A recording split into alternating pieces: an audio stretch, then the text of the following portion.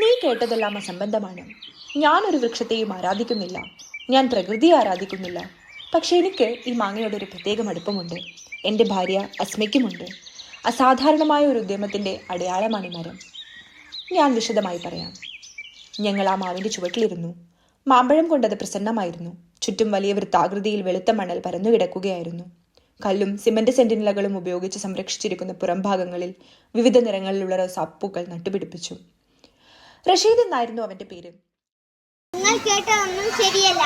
ഞാൻ ഒരു വൃക്ഷത്തെയും ആരാധിക്കുന്നില്ല, സൃഷ്ടികളിൽ ഒന്നിനെയും. പക്ഷേ ഈ തേന്മാവിനോട് എനിക്ക് പ്രത്യേക ഇഷ്ടമുണ്ട്.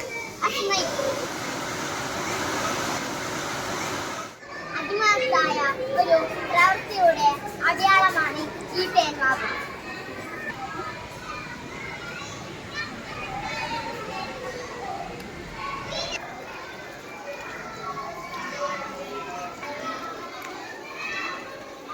മാമ്പഴം എങ്ങനെ?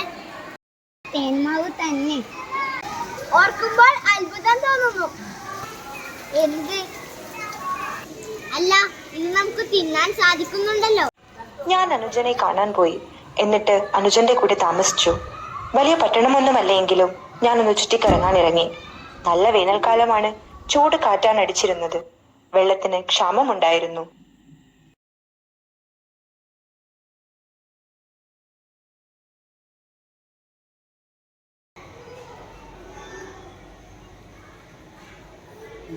എന്താ ഇപ്പം വെള്ളം? എങ്ങോട്ടാ? വഴിയിൽ ഒരാൾ വീണു കിടക്കുന്നു.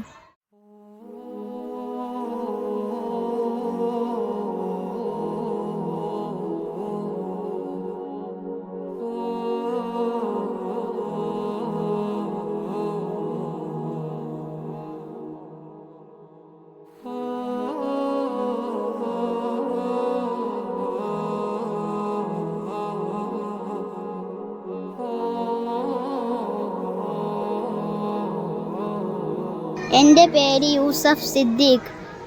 80 കഴിഞ്ഞു. ഉറ്റവരായി ആരുമില്ല.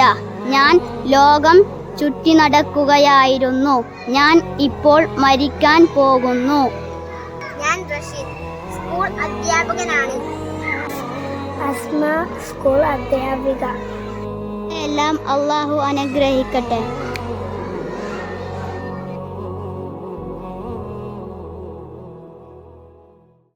ഞാൻ അനുജനെ വിവരമറിയിച്ചു. കബറടക്കാൻ വേണ്ട ഏർപ്പാടുകൾ നടത്തി. ആ മാവിൻ തൈയിന് അസ്മ വെള്ളമൊഴിച്ചുകൊണ്ടിരുന്നു. പിന്നീട് ഞാൻ അവളെ വിവാഹം ചെയ്തു. പുതിയ വീട് വെച്ചപ്പോൾ ആ മാവിൻ തൈ ഇങ്ങോട്ട് പറിച്ചു നട്ടു. ആ മാവ് ഇങ്ങനെയായി. മനോഹര സംഭവം. ആളുകൾ ഇതിനെ വലിയ ആരാധനയാക്കി മാറ്റിയതിന് അത്ഭുതമില്ല. ഞാൻ ഇത് ഓർക്കാം, മറ്റുള്ളവരോട് പറയുകയും ചെയ്യാം.